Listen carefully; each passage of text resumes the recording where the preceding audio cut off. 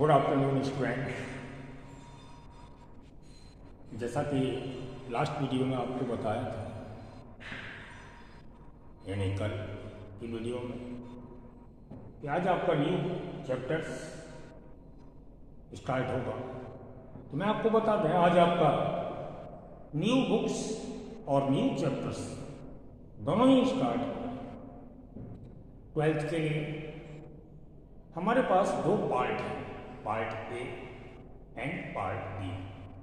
Part A में 2 volume है, यानी 2 बुक्स हैं। अभी जो आपने एंड की है कंपनी अकाउंट्स, वो आपकी सेकंड बुक थी, जिसमें हमने issue of shares and issue of debentures को पढ़ा। यानी हमने सेकंड बुक को फर्स्ट स्टार्ट किया था। अब आपकी फर्स्ट बुक स्टार्ट हो रही है, पार्ट ए से रिलेटेड है, यानी वॉल्यूम फर्स्ट बुक यानी वॉल्यूम फर्स्ट, पार्ट ए का ही ये फर्स्ट वॉल्यूम है। और जो एंड हुआ था वो पार्ट ए का सेकंड वॉल्यूम था। यानी हम ये कह सकते हैं कि आपका जो स्टार्ट किया गया वो पार्ट ए ही था, बट मैंने सेकंड बुक को फर्स्ट स्टार्ट किया और फर्स्ट बुक को सेकंड में स्टार्ट कर रहा, जिसका चैप्टर्स है। First chapters accounting for not for profit organisations. जैसा इसके नाम से मालूम पड़ रहा है, नॉट फॉर प्रॉफिट।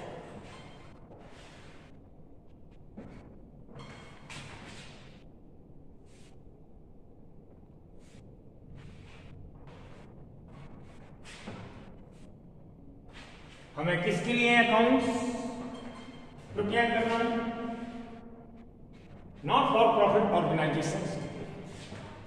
आप इसकी मीनिंग को इसके चैप्टर्स के नाम से ही समझ रहे होंगे।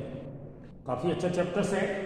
10 मार्क्स का इसका वेटेज है, 6 मार्क्स का इसका लॉन्ग क्वेश्चन आता है, 3 मार्क्स में इसका शॉर्ट क्वेश्चन आता है, और इसके 1 मार्क्स लेवल भी क्वेश्चन आते हैं। काफी इंटरेस्टिंग, काफी अच्छा चैप्टर्स। तो मीनिंग के रूप में, there are certain organisations which were formed not to earn profit but to render services to its members। Means ये हुआ, ऐसे ऑर्गेनाइजेशंस या इंस्टीट्यूशंस जो लाभ ना कमाने के उद्देश्य से अपना कार्य करते हैं। ओके, यानी सेवा भावना से अपना कार्य करते हैं, निस्वार्थ सेवा भावना से। उनका उद्देश्य, उनका मोटिव लाभ ना कमाना, वो सेवाएं देते हैं। ऐसे कौन कौन से ऑर्गेनाइजेशंस या इंस्टीट्यूशंस हैं जो इसमें शामिल या इंक्लूड किए जाते हैं? Such as first, religious institutions या ऑर्गेनाइजेशन मीन्स मंदिर, मस्जिद, गुरुद्वारे, और school, hospitals, libraries, sports club and charitable society. Okay, मैंने ये सब वो नेम बताए जो ऑर्गेनाइजेशंस हैं या इंस्टीट्यूशंस हैं, जिन्हें हम हिंदी में संस्थाएं के नाम से जानते हैं। यानी वो संस्थाएं, वो कमिटीज, वो ऑर्गेनाइजेशंस, वो इंस्टीट्यूशंस जिनका उद्देश्य लाभ कमाना नहीं है, वो प्रॉफिट अर्निंग नहीं करते, सेवा भावना से अपना कार्य करते हैं।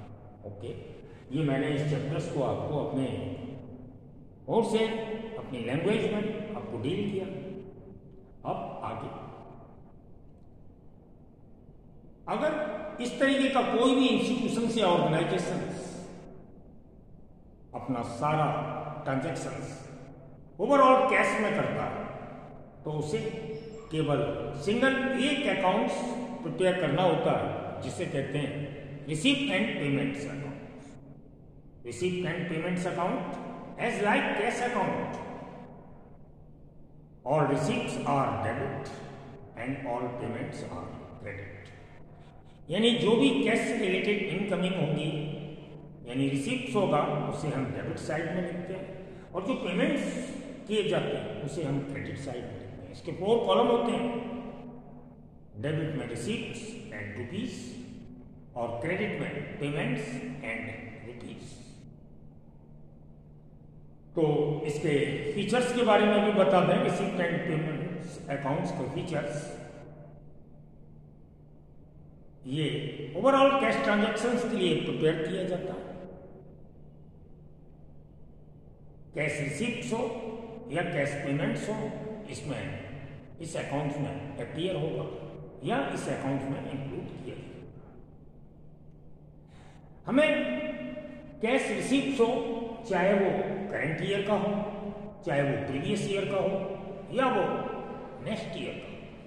ऐसे ही पेमेंट्स, चाहे वो करंट ईयर्स का हो या नेक्स्ट ईयर्स का हो या पेमेंट प्रीवियस ईयर का, यानी ये ओवरऑल ऑल ईयर्स के लिए प्रिपेयर किया जाता है। मैं बात किसकी कर रहा हूं? Receipt and payment accounts. Other features, इसमें एडजस्टमेंट का वर्क नहीं होता। जैसे एडजस्टमेंट आप जानते हैं, फर्स्ट ईयर में आपने पढ़ा होगा, आउटस्टैंडिंग, प्रीपेड, डेप्रिसिएशन, है ना, या अदर प्रोविजंस इसमें नहीं किए जाते। ये टोटली कैश ट्रांजैक्शंस इसमें इन्वॉल्व होते हैं। और नहीं ये इस बात को देखता कि कैश जो रिसीव हो रहा है या कैश का जो पेमेंट्स हो रहा है वो किस नेचर का है, रेवेन्यू नेचर है या वो कैपिटल नेचर है। ओके, तो फर्स्ट में मैंने आपको जैसे बताया, इनमें से कोई भी इंस्टीट्यूशन जो टोटली कैश ट्रांजैक्शंस कर, यानी सारे ट्रांजैक्शंस कैश में कर, उसे only one account, single account receive payments के नाम से प्रिपेयर करना। और जो इंस्टीट्यूशंस या जो ऑर्गेनाइजेशन कैश और क्रेडिट बोथ टाइप्स अपना वर्क करते हैं, तो उन्हें 3 टाइप्स अकाउंट्स का वर्क करना होता है। जैसे first receipt and payment account, second income and expenditures account, और थर्ड इसकी बैलेंस शीट बनती है। बैलेंस शीट भी आप फर्स्ट टाइम सुन रहे होंगे, बैलेंस शीट भी 2 टाइप्स बनाई जाती है। फर्स्ट ओपनिंग डेट के लिए, यानी अप्रैल 1 के लिए या जनवरी 1 के लिए, और सेकेंड एंडिंग डेट के लिए, यानी 31 मार्च एंडिंग डेट, अप्रैल 1 को ओपनिंग डेट के लिए।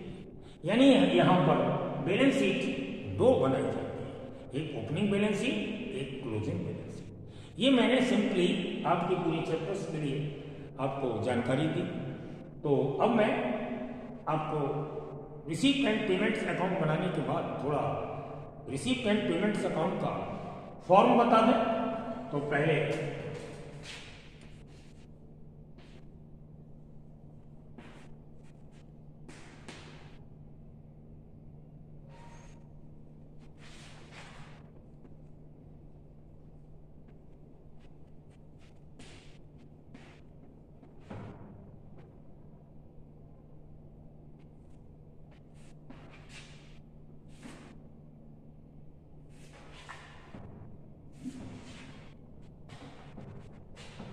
फोर कॉलम होते हैं। फर्स्ट रिसीप्ट,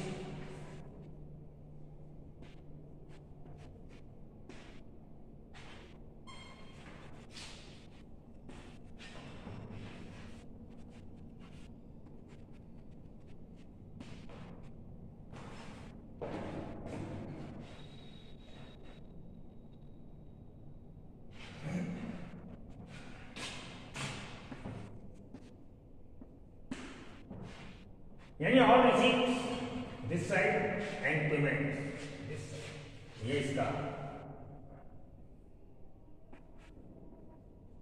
डेबिट साइड, ये इसका। सबसे फर्स्ट कैश का बैलेंस, ये क्वेश्चन में दिया हुआ है। Receipt and payment account as like cash book. Cash book भी यही लिखा होता है, receipt are debit and payment are credit as like cash book. अगर कैश का बैलेंस दिया है तो फर्स्ट हम कैश का बैलेंस लिखते हैं, या और मैं ये भी लिख सकते हैं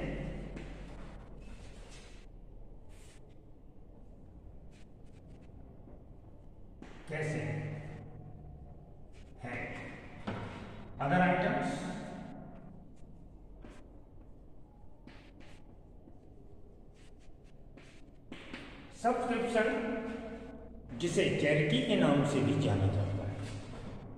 जब हम पे करते हैं तो चैरिटी के नाम से जानते हैं, और रिसीव करते हैं तो सब्सक्रिप्शन के नाम से जानते हैं।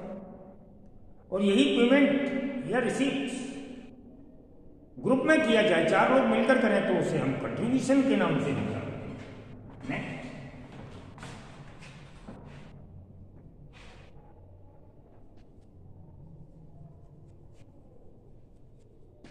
डोनेशन, अगर मैं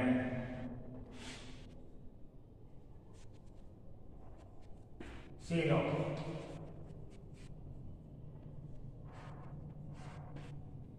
न्यूज़पेपर्स, सेल ऑफ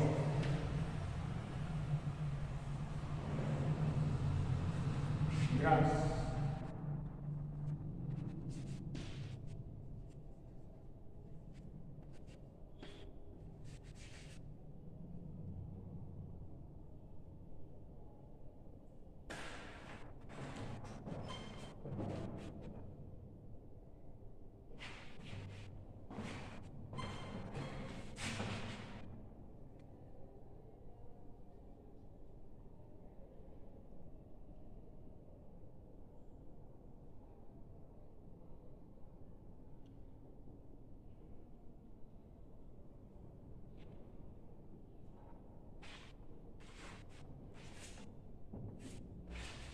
और भी आइटम्स हैं जो भी रिसीव हो, जैसे हमारा कैश के रूप में बैलेंस है या कैसे है।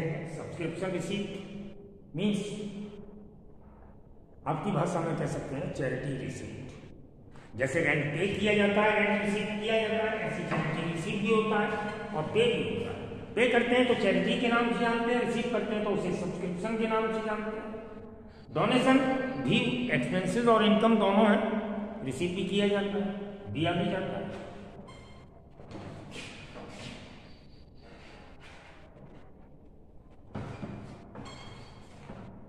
Sale of newspaper, waste paper, यानी हमारे पास पुराने न्यूज़पेपर अखबार की रद्दी होती है, उसके बेचने से भी कैश आता है। हमारे पास इंस्टीट्यूशंस में कोई फील्ड है, मैदान है, उसकी घास वगैरह हम बेचते हैं तो सेल ऑफ ग्रास।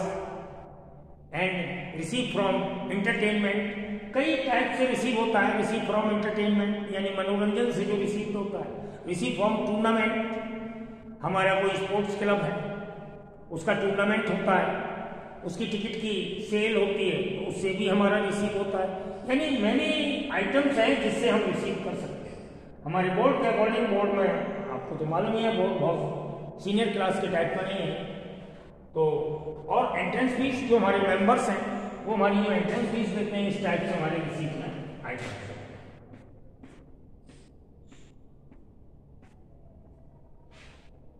उसके बाद टोटल का कॉलम हो जाता है। सेकेंड साइड पेमेंट्स होते हैं।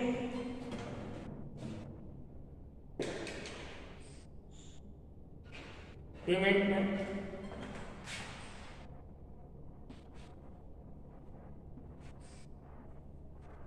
बाय रेंट, बाय सैलरी,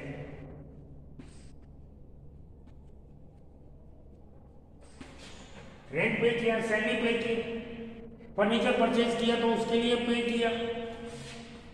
मान लो लाइब्रेरी है, उसने बुक्स परचेज की तो उसके लिए पे किया गया। और पे हो सकता है इलेक्ट्रिक एक्सपेंसेस,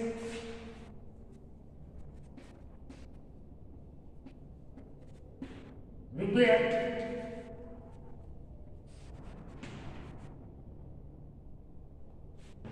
इस तरीके से मेनी टाइप्स एक्सपेंसेस होते हैं जो हमारे द्वारा पे किए जाते हैं और क्रेडिट साइड लिखी जाती है।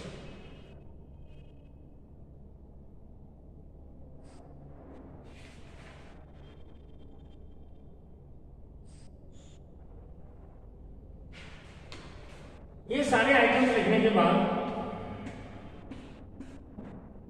हम लेजर के तरीके से बोथ साइड टोटल करते हैं। जैसे हमने ये टोटल किया इस साइड का भी हम टोटल करेंगे, दोनों साइड का टोटल हमें बराबर लाना पड़ता है। अगर साइड ये वाली कम है तो इसमें बैलेंस के रूप में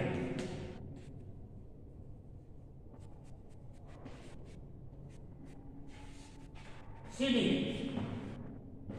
ओके, तो recipient payment account as like cash book, इसका ओपनिंग बैलेंस डेबिट में लिखा जाता है और क्लोजिंग बैलेंस जो हम बोथ साइड इक्वल करने के लिए जो बैलेंसिंग फिगर के रूप में अमाउंट लाते हैं उसे बैलेंस CD के नाम से जानते हैं। तो ये मैंने आपको एक फॉर्म से इसलिए बताया कि जब हम इसका लॉन्ग क्वेश्चन स्टार्ट करते हैं तो क्वेश्चंस के रूप में हमारे पास receipt and payment account questions के रूप में सामने आता है, जिससे हमें प्रिपेयर करना होता है इनकम एंड एक्सपेंडिचर्स अकाउंट इसी क्वेश्चन से, यानी जो रिसीप्ट पेमेंट्स अकाउंट के बारे में मैं बात कर रहा हूं, जिसका फॉर्म मैंने जिसकी बारे में मैंने जो भी बताया वो हमारे सामने ये अकाउंट क्वेश्चंस के रूप में, यानी क्वेश्चंस होगा ये, इससे हमें बनाना होगा इनकम एंड एक्सपेंडिचर्स अकाउंट और opening and closing balance sheet. Okay,